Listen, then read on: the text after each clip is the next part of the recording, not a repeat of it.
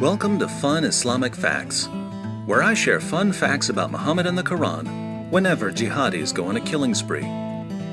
So far, we've seen that Muhammad squatted to pee, that he threatened his followers with hell if they didn't squat to pee, and that he warned his followers about Satan peeing in their ears. Muhammad's obsession with pee continues as we turn to his solution for stomach aches. Sunan an-Nasa'i, number 307. It was narrated from Anas bin Malik that some Bedouins from Uraina came to the Prophet and became Muslim, but the climate of Al-Madinah did not suit them. Their skin turned yellow and their stomachs became swollen. The Messenger of Allah sent them to some pregnant camels of his and told them to drink their milk and urine until they recovered. Then they killed the camel herder and drove the camels away. The Messenger of Allah sent people after them, and they were brought back. Their hands and feet were cut off and their eyes were smoldered with burning nails. The commander of the believers, Abdul Malik, said to Anas, when he was narrating this hadith to him, "Were they being punished for kufr or for a sin?" He said, "For kufr." Here are 3 takeaways. First, Muhammad's solution to sickness was drinking camel urine. Why don't doctors today recommend camel urine for stomach problems? Because camel urine doesn't help with stomach problems, though this doesn't stop Muslim merchants from selling camel urine as a cure. One merchant even got caught selling bottles of his own urine as camel urine.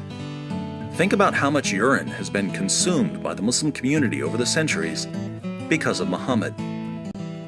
Second, Islam's most trusted sources claim that the Muslims who drank the camel urine left Islam, scattered Muhammad's camels, and killed his camel herder after the camel urine cured them. But is this really believable?